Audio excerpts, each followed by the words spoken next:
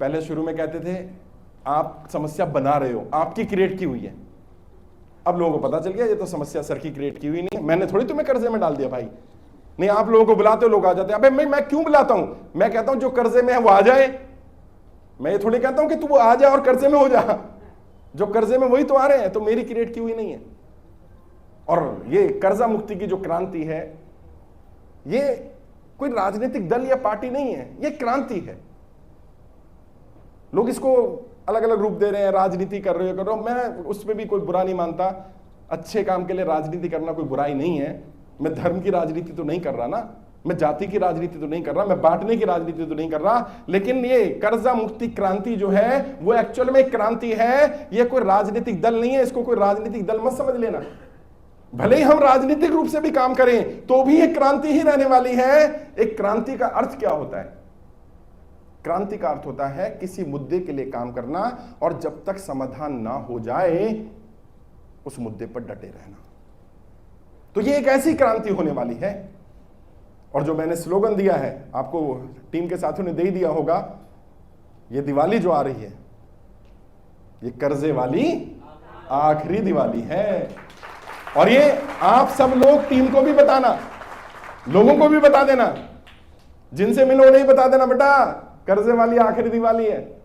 इसके बाद दिवाली में कर्जा माफ हो चुका होगा, मेरी गारंटी है। चाहे उसके लिए हमें जो भी करना पड़ेगा, जहां जाना पड़ेगा जाएंगे, किसी के हाथ पैर जोड़ने पड़ेंगे जोड़ेंगे, जो करना पड़ेगा करेंगे। अगर राजनीति भी करनी पड़ेगी तो राजनीति भी करेंगे, जनता का कर्जा माफ करना पड़ेगा। और कोई विकल्प नहीं है अब इनके पास। ना तो अमीरों का माफ नहीं करते, ना तुम सुभाष चंद्रा का नहीं करते माफ। सनी देओल साहब का नोटिस निकलता है और 24 घंटे बाद बोला जाता है टेक्निकल गलती थी, टेक्निकल फॉल्ट था, इसलिए नोटिस वापस। इन आम लोगों का भी ले लो नोटिस वापस, टेक्निकल गलती वहीं होती है। मैं नाम नहीं लूंगा, लेकिन एक बड़े अधिकारी ने बताया कि जब सनी देओल साहब का नोटिस निकला, उन्होंने किसी को फोन करा, उन्होंने किसी को फोन करा और उन्होंने किसी को फोन करा।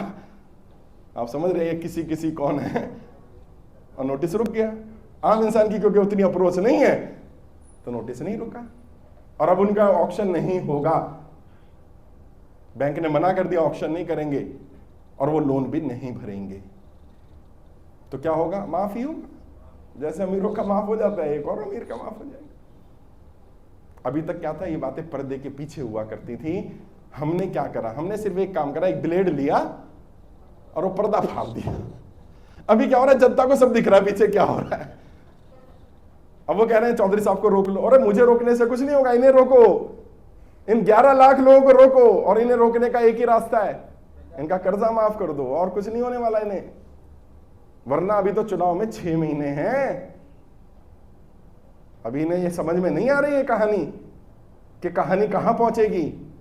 और मैं पॉलिटिकल ट्रेनर हूं, मुझे 2 मिनट लगेंगे जनता में से 543 ऐसे लोग चुनने के लिए जो कर्जे में हों और जनता को बोला जाए यही है तुम्हारे प्रतिनिधि भैया, इस बार इन्हें वोट दो।